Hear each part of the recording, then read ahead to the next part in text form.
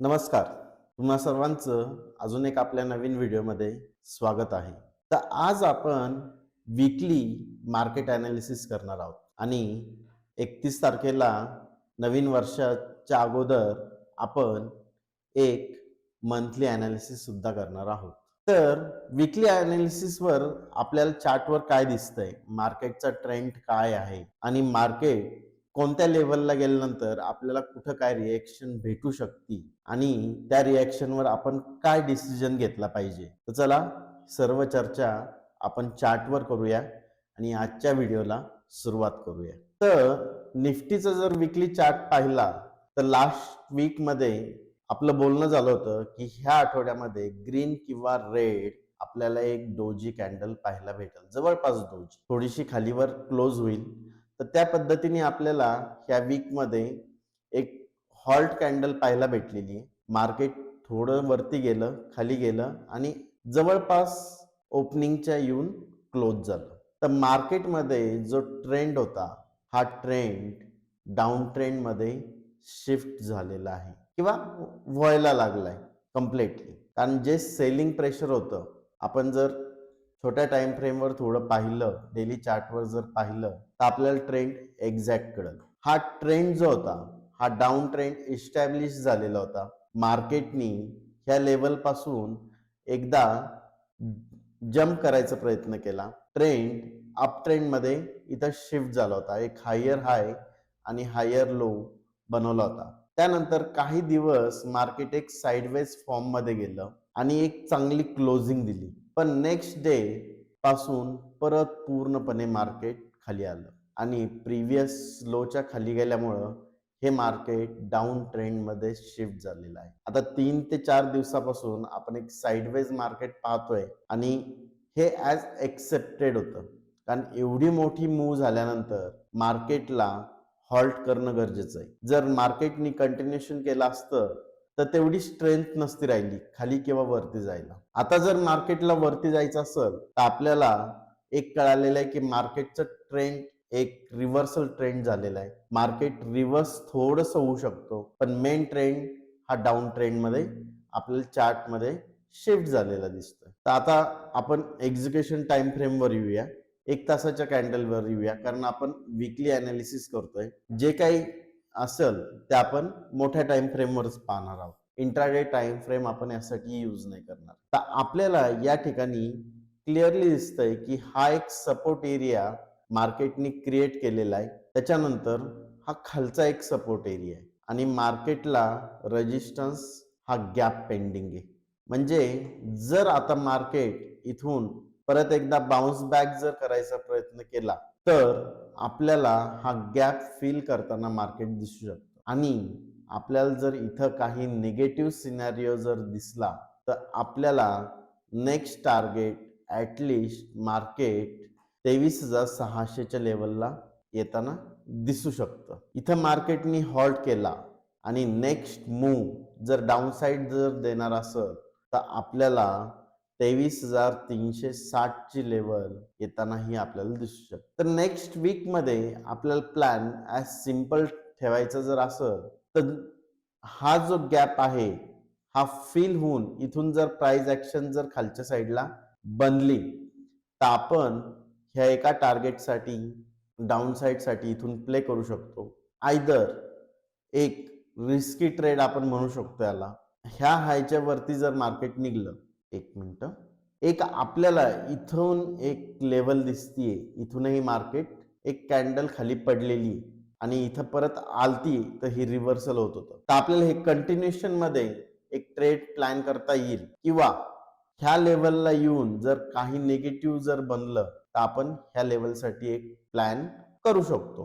पण next weak मध्ये मार्केटमध्ये काम करताना जोपर्यंत हा साइडवेज फेज संपत नाहीये तोपर्यंत आपल्याला ट्रेड प्लॅन करताना काळजीपूर्वक करायची. कारण आपल्याला जर इथं पाहिलं तर मार्केटनी तुम्हाला इथं ट्रेंड लाईन, आपण डेली चार्ट इंट्राडे साठी जे अनालिसिस केलं होतं, ही ट्रेंड लाईन सुद्धा ब्रेक होणं खूप गरजेचं आहे. ही जर ट्रेंड लाईन जर ब्रेक झाली तर आपल्याला नेक्स्ट मुवमेंट भेटणार आहे आणि तो मुवमेंट 23,600 पर्यंत मार्केटला घेऊन येऊ शकतो. आणि त्याच्यानंतर फर्दर डाऊन साईड ही जी आहे, तर मी सध्या मार्केटला मॅक्झिमम 23,350च्या लेवल पर्यंत येताना आपल्याला मार्केट दिसू शकतं. आयदर फर्स्ट टाइम हा गॅप फिल करायला जाईल, गॅप फिल होऊ शकतो आणि नाहीतर ही डाऊन ट्रेंड कंटिन्यू राहील.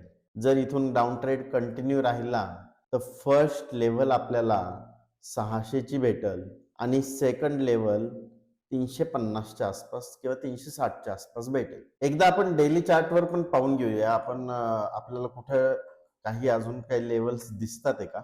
डेली चार्टवर जर पाहिलं तिथं एक रेजिस्टन्स लेवल आपल्याकडे आहे. नेक्स्ट टार्गेट जे ते आपल्याला 23,100च्या आसपास सुद्धा भेटू शकतं. तर पाहूया उद्या मार्केटमध्ये कोणत्या पद्धतीने आपल्याला ट्रेड भेटते, आयदर डाऊन साईड ट्रेंड का गॅप फिलिंगची. आणि त्याच्यानंतर जर डाऊन साईड ट्रेड कंटिन्युएशन मध्ये मार्केट जात असेल तर आपल्याला 600ची लेवल आणि त्याच्यानंतर 360ची लेवल. तर चला आता आपण बँक निफ्टीला अनालिसिस करूया. बँक निफ्टी काय म्हणते.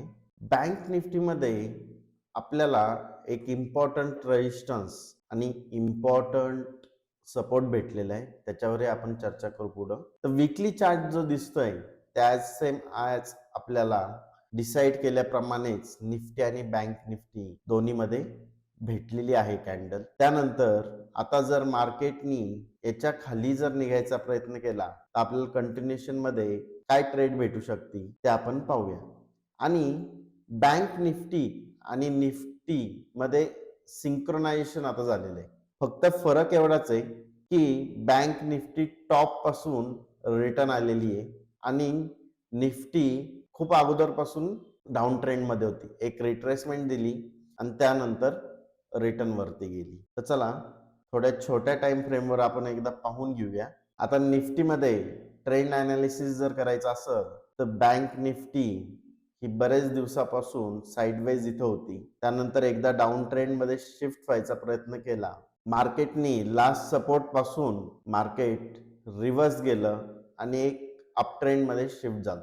सेम सिच्युएशन बँक निफ्टी मध्येही झाली. मार्केटनी लास्ट स्विंग तोडलेला आहे आणि हे स्ट्रक्चर डाऊन ट्रेंड मध्ये शिफ्ट झालेलं आहे. तर बँक निफ्टी मध्ये सुद्धा आपण ट्रेड प्लॅन करताना डाऊन साईडचा ट्रेड प्लॅन केला पाहिजे. तर चला आपण पाहूया छोट्या टाइम फ्रेमवर आपल्याला कुठं काय दिसतंय. तर आपल्याकडं मेन रेजिस्टन्स आता बँक निफ्टी जी आहे ती कंपॅरेटिव्हली ह्या दोन्ही लेवलच्या मिडलला आहे. ना बुलिश आहे ना बेरिश आहे. करंट कंडिशन मध्ये जर 2-3 दिवसापासूनच जर पाहिलं बेरिश पण नाहीये आणि बुलिश पण नाहीये. तर ह्या ठिकाणी आपल्याला आयदर हा जो गॅप पेंडिंग आहे ह्या पेंडिंग गॅप मध्ये एक ट्रेड भेटू शकते. जर ह्या गॅपला मार्केटनी रिटेस्ट करून एक निगेटिव्ह जर सिनारिओ आपल्याला ह्या लेवलला जर 52,000च्या लेवलला जर भेटला तर आपण वेट करणार आहोत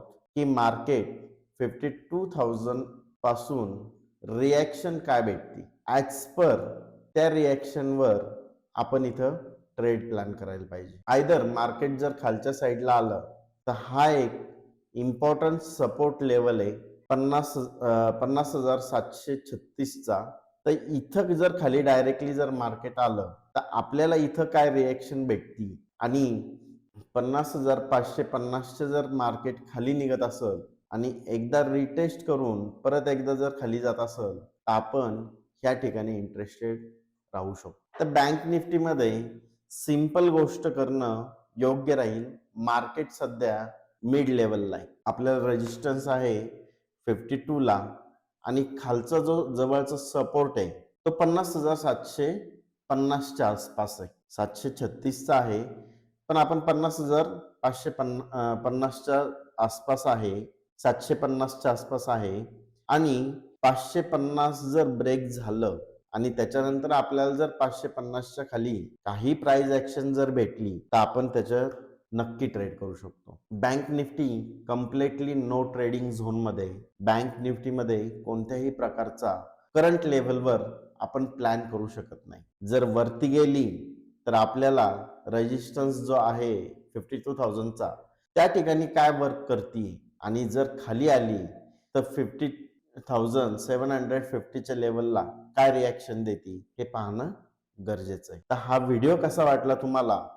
आवडला असेल तर चॅनलला सबस्क्राईब करा आणि एक लाईक करा. धन्यवाद.